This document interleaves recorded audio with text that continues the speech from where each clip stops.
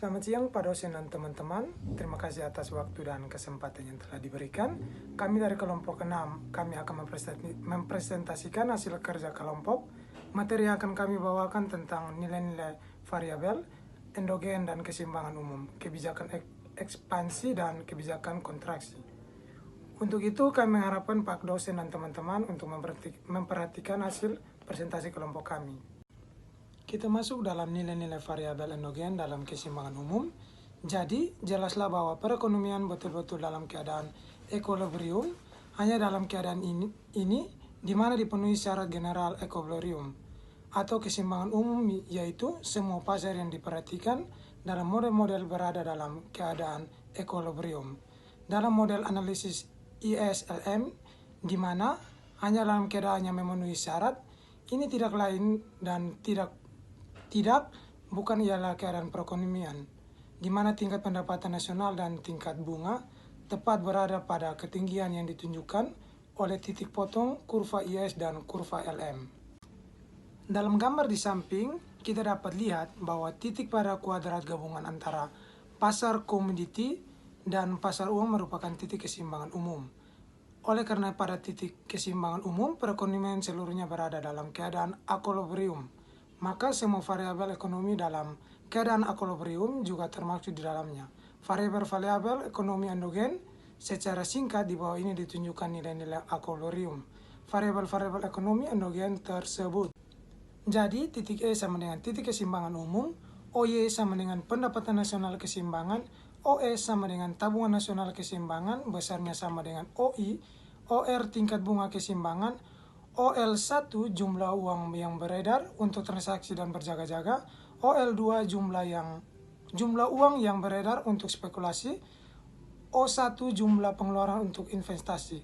OY, OS, OR, OL1, OL2 dan OI adalah nilai-nilai keseimbangan variabel-variabel endogen. Setelah kita membahas bagaimana menurunkan titik keseimbangan umum dan nilai-nilai keseimbangan variabel-variabel endogen secara grafis, sekarang kita membahas hal tersebut secara matematis dengan menggunakan ilustrasi fungsi-fungsi matematis yang sama, yaitu C sama dengan 40 tambah 0,6Y, 1 sama dengan 80 kurang 4R, IS titik 2, Y sama dengan 300 kurang 10R, M sama dengan 200, LT sama dengan 0,25Y, LJ sama dengan 0,15Y, L2 sama dengan 160 kurang 4R. Dapat ditemukan nilai-nilai keseimbangan variabel-variabel endogen seperti di bawah ini. LM.2Y sama dengan 100 tambah 10R, IS.2Y sama dengan 300 kurang 10R. Maka dijumlahkan 2Y sama dengan 400, Y sama dengan 200, Y sama dengan 100 tambah 10R sama dengan 200, 200 sama dengan 100 tambah 10R sama dengan 10, tingkat bunga keseimbangan 10%. Maka C sama dengan 40 tambah 0,6Y, C sama dengan 40 tambah 0,6Y dalam kurung 200 sama dengan 160.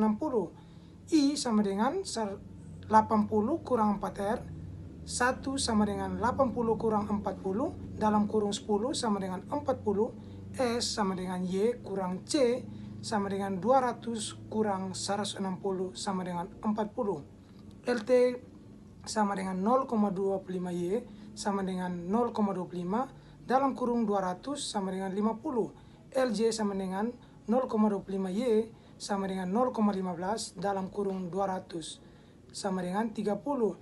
L2 sama dengan 160 kurang 4R sama dengan 160 kurang 4 dalam kurung 10 sama dengan 120.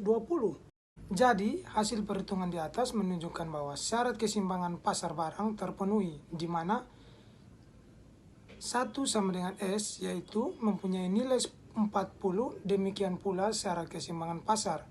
Uang juga terpenuhi di mana LT tambah LJ tambah L2 sama dengan M, yaitu 50 tambah 30 tambah 120 sama dengan 200.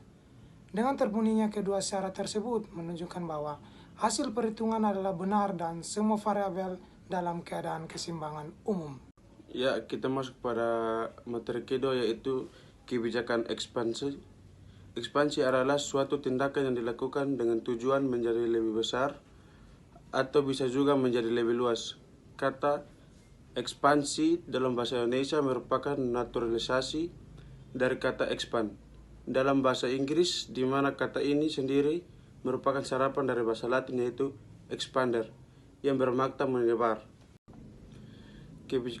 Kebijaksanaan ekspansi bertujuan untuk memperbesar kegiatan ekonomi. Dari kebijakan ini diharapkan dapat meningkatkan permintaan agregat, pendapatan real, dan mengurangi jumlah pengangguran. Kebijakan ini diambil pada saat dalam perekonomian negara terdapat banyak pengangguran dan kapasitas produksi belum optimal. Ada juga definisi ekspansi dalam bisnis. Secara umum, pengertian definisi ekspansi dalam bisnis adalah suatu upaya untuk memperluas atau memperbesar jaringan usaha dari suatu perusahaan dengan tujuan untuk meningkatkan profit perusahaan tersebut di masa mendatang. Ekspansi di dalam dunia bisnis lazimnya mencakup aktivitas-aktivitas seperti yang pertama, perekrutan karyawan baru, yang kedua, perluasan fasilitas, dan yang ketiga, pembentuk pasar baru. Ya, kita masuk pada ekspansi menurut para ahli ekonomi. Sejumlah ahli ekonomi pun memiliki definisinya masing-masing mengenai kata ekspansi di dalam dunia bisnis. Yang pertama, ada Alex S. Nitesumito mendefinisikan ekspansi sebagai upaya dari suatu perusahaan untuk memperluas cakupan pasar dan kapasitas produksi dari perusahaan tersebut. Kondisi ini menurutnya dilatar belakangi oleh adanya peningkatan permintaan terhadap produk atau jasa yang dimiliki perusahaan. Yang kedua, ada Bambang Rianto mendefinisikan ekspansi dalam bisnis merupakan kegiatan perusahaan untuk memperluas modal usaha, baik itu modal tetap maupun modal kerja dari perusahaan yang bersangkutan. Yang ketiga, Eni Pujastuti dan Saud Husnan mendefinisikan ekspansi sebagai aktivitas perluas suatu usaha yang dilakukan dengan cara meningkatkan modal, meningkatkan kapasitas produksi, menambah unit untuk kebutuhan produksi, dan proses akuisisi atau merger dengan perusahaan lain. Kita masuk pada materi yang ketiga, kebijakan kontraksi. Kebijakan kontraksi umumnya dilakukan pada masa perekonomian yang sedang overemployment. Dalam keadaan ini, permintaan agregatif melebihi kapasitas produksi nasional. Kondisi ini biasanya ditandai dengan terjadinya inflasi yang tinggi dan defisit neraca pembayaran yang terus-menerus. Dari pengambilan kebijaksanaan kontraksi ini, diharapkan kegiatan perekonomian berjalan dengan kondisi tingkat inflasi dan defisit neraca pembayaran mengalami penurunan. Ada juga kontraksi ekonomi. Kita juga bisa lihat gambar di samping ini. Kontraksi ekonomi terjadi ketika aktivitas ekonomi agregat menurun. Ukuran output agregat seperti PDB, real dan produksi industri menunjukkan penurunan dibandingkan periode-periode sebelumnya. Jika PDB real 1 turun dalam 2 kuartal berturut-turut, para ekonom menyebutnya pertanda resesi. Resesi yang parah disebut depresi. Karenanya, baik resesi maupun depresi adalah kondisi kontraksi yang lebih buruk. Bagaimana mengatasi kontraksi? Biasanya, para pembuat kebijakan akan melakukan intervensi dengan mengadopsi kebijakan ekspansif untuk memulihkan ekonomi. Pemerintah akan meningkatkan pengeluaran mereka atau mengurangi tarif pajak.